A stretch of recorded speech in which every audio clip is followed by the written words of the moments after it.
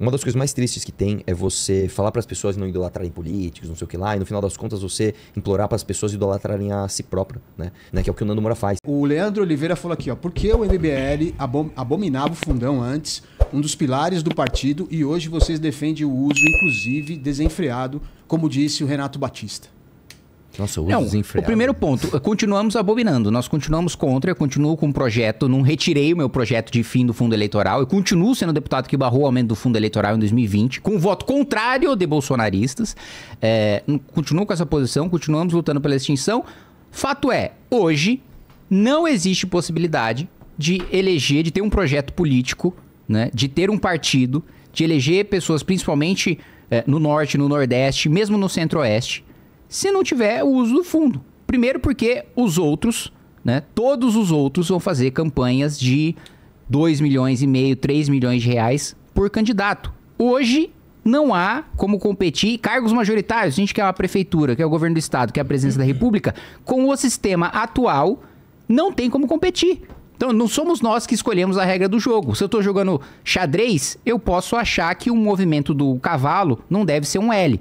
Mas é um L. E eu tenho que jogar com aquela regra. Eu posso, no futebol, eu posso defender que não tenha cartão amarelo que comece com vermelho. Mas enquanto eu não mudo aquela regra, que eu ganho as eleições para a federação do futebol para mudar a regra, eu tenho que jogar naquela regra. Então, assim, se eu tivesse pensando, e hoje eu disse isso, se eu tivesse pensando só em mim, na minha eleição, se eu quisesse me eleger deputado pro resto da vida, sem utilizar fundo eleitoral e com o discurso ignorando a realidade, dizendo, olha, gente, não preciso de fundo, acho que todo mundo que usa fundo tá errado, só eu tô certo, eu continuaria ganhando a eleição. Eu tenho uma capacidade de ganhar a eleição sem fundo. Ganhei minhas 2 eleições sem fundo. Agora, eu nunca conseguiria ter colegas, eu nunca conseguiria ter uma bancada no Congresso Nacional, inclusive para impedir aumento de fundo, e inclusive para um dia formar maioria para acabar com o fundo. Então, assim, eu sozinho, por mim, eu poderia manter a pureza e a facilidade do discurso e continuar me elegendo. Agora, se eu quero ter um projeto político, que eu quero ter uma bancada, eu quero ter o presidente da Câmara, eu quero ter o presidente do Senado, eu quero ter o presidente do Supremo, eu quero ter o presidente da República, infelizmente, hoje, essas são as condições do jogo. Mas você tem que entender que a pessoa pode se sentir enganada, porque vocês sempre bateram nessa tecla de não usar fundão e tudo mais. E mais, não é muito parecido com o que o Lula fez, falou, vamos abrir o sigilo, e aí ele chega lá e fala, coloca sigilo, não, porque todo mundo faz. Não, mas aí é diferente, sabe por quê? O primeiro ponto, porque nós não enganamos as pessoas dizendo que... Mas era uma vocês arrotando virtude, tipo, não usamos e tal. Vamos lá, nós não enganamos, diferente de na eleição eu falo uma coisa e depois eu faço outra, nós anunciamos e primeiro, nós perguntamos e deliberamos no Congresso Nacional junto com a nossa militância. Quando? Olha, isso foi 2022. Então, e por que veio essa demanda? De onde veio essa demanda? Deixa só ele terminar que eu já vou te falar de onde vem. Então, 2022, que nós tomamos a decisão, olha, realmente não tem como a gente ter um projeto político nacional se, enquanto existe fundo, a gente utilizar fundo. No ano que nós tomamos essa decisão, nós não utilizamos. Nós falamos, a decisão está tomada, já saibam que no futuro isso vai acontecer, mas nessa eleição, né, inclusive mantendo o compromisso que nós fizemos para manter o discurso e aquilo que vocês acreditaram e escutaram, nessas eleições nós não vamos utilizar.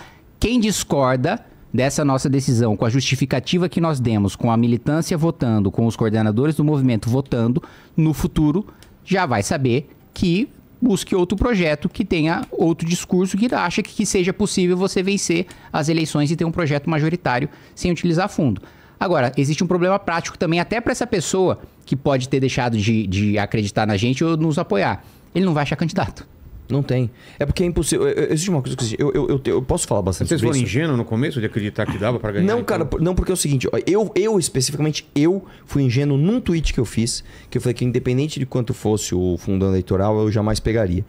E novamente, pensando individualmente, é que eu nem vou disputar a eleição, mas se eu fosse disputar a eleição, aqui em São Paulo, a gente tem capacidade de fazer uma vaquinha, conseguir um dinheiro, e como a gente é um deputado, como eu seria candidato de influência digital, com pouco dinheiro dá pra fazer um belo de um barulho. Como o Marçal fez. Com quem? Como o Marçal fez. Barulho. não me compara com esse cara, né? Mas Não, tudo mas bem. você entendeu. É mais ou menos isso. É que ele faz mais coisa além de barulho, né? Ele fez falcatrua, inclusive foi condenado por isso. Sim. Mas enfim, vendeu apoio e tal, enfim. O lance é, a gente não pensa dessa forma. A gente pensa enquanto projeto. E eu vou ser sincero pra você, cara.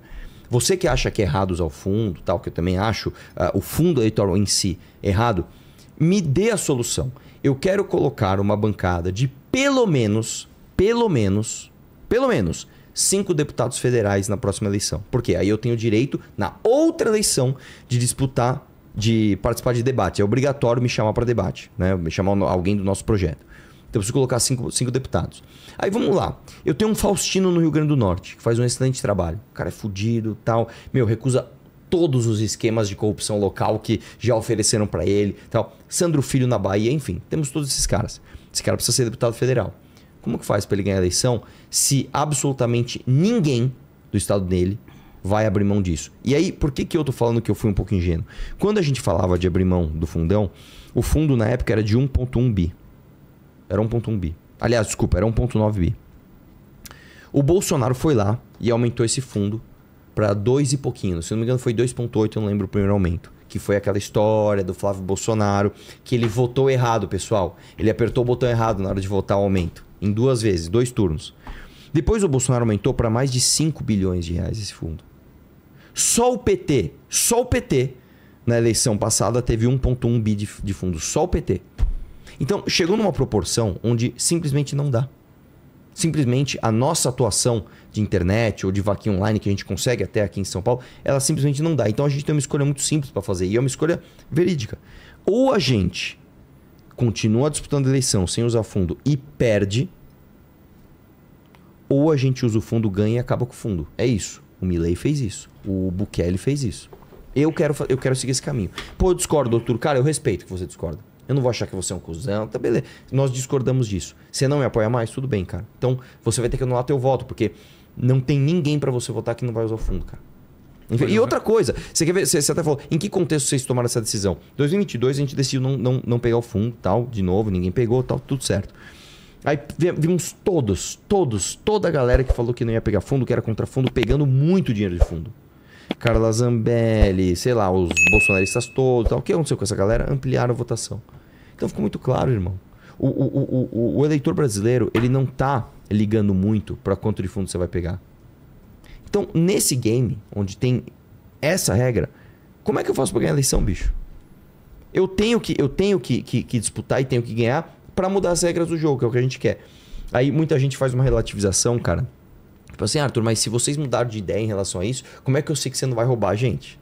Aí você extrapolou, né? Peraí. Não é que eu mudei de ideia numa coisa que tá claro que é uma mudança de uso de ferramenta para uma estratégia que tá muito bem definida, que eu sou igual, sei lá, um petista que falou, eu sou honesto e rouba. Assim, se você tá nesse discurso, aí eu acho que você nem deve acompanhar a política at all, cara, porque é um tipo de raciocínio tão infantil e tão primário que nem serve pra complexidade, pra todas as nuances que tem na política brasileira, cara. Mas só, sei lá, você ler um romance e achar que o mundo é feito de, sei lá, de lado A e lado B. E uma coisa que eu acho importante reforçar também, né? Porque às vezes as pessoas falam, bom, então só tá na política pra se locupletar, só tá na política pra utilizar dinheiro público, né?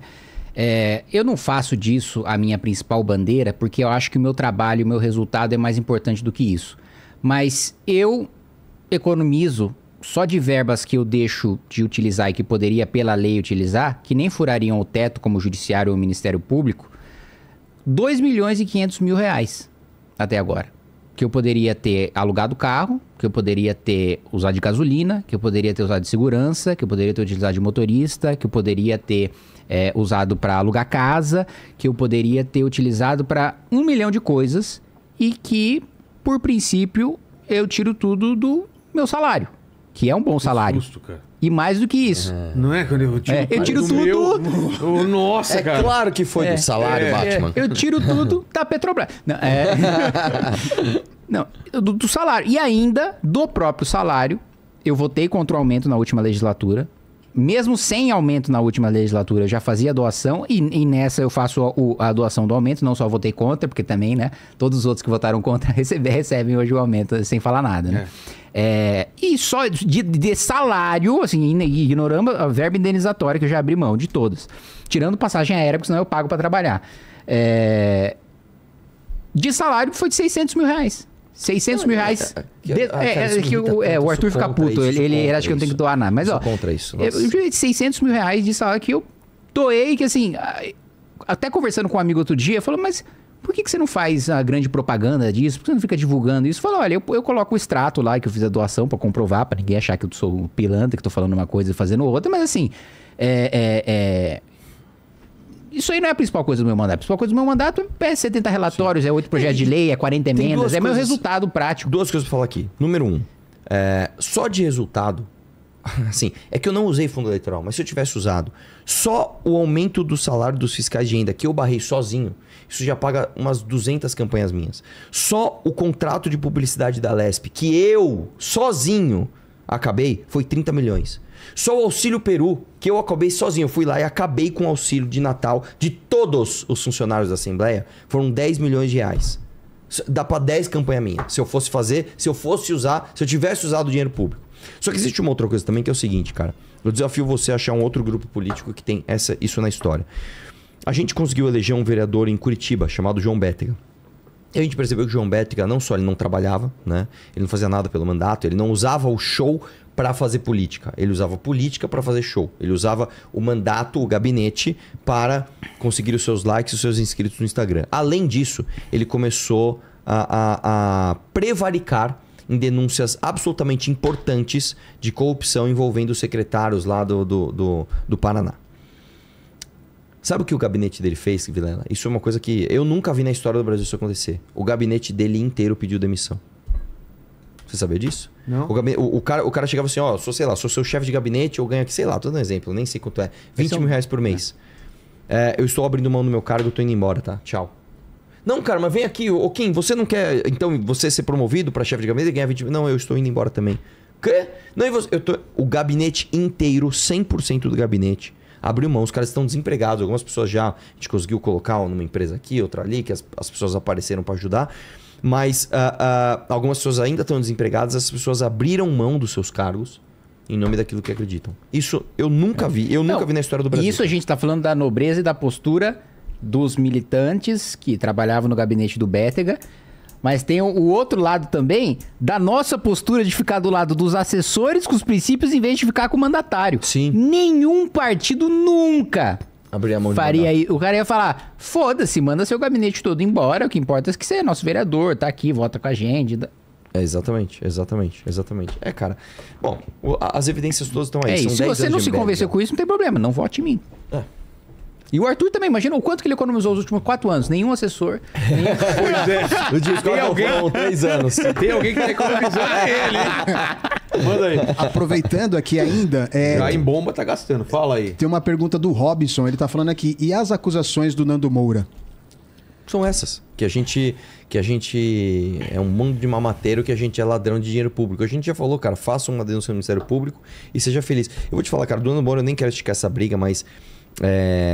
com certeza deve ter alguma Nandete no chat aí. Várias. Eu digo pra você uma coisa, cara. Uma das coisas mais tristes que tem é você falar para as pessoas não idolatrarem políticos, não sei o que lá, e no final das contas você implorar para as pessoas idolatrarem a si próprio, né? A você, né? Que é o que o Nando Moura faz. O Nando Moura fala tanto do bezerro de ouro, né? O bezerro de ouro, não. Mas o bezerro de ouro do Nando Moura é o próprio espelho, cara.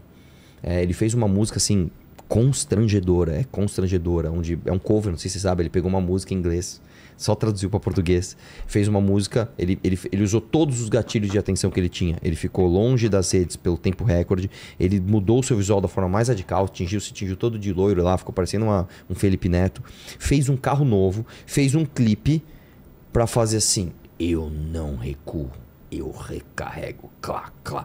Eu olhei aquilo e falei, não, isso deve ser uma sátira, deve ser algumas... Não, ele estava se levando a sério. Então, se você quer ficar nesse tipo de discurso infantiloide, adolescente, de que todo político não presta, de que... Cara, não tem problema, seja isso, só que saiba que você é uma criança. Você é uma criança. tá? O mundo adulto, ele faz com que você tenha que lidar com as situações da vida real, que são muitas vezes, elas demandam nuances, elas demandam um entendimento da realidade acima do vilão, herói, gosto, não gosto, sou foda, não sou, eu toco uma guitarra, eu sou metaleiro, eu sou... A vida adulta é mais do que um adolescente de 40 anos dentro de casa fazendo graça. Então, enfim, cara, quer ficar nesse discurso? Fique, mas saiba que você não tá construindo nada, cara. Você não tá construindo nada.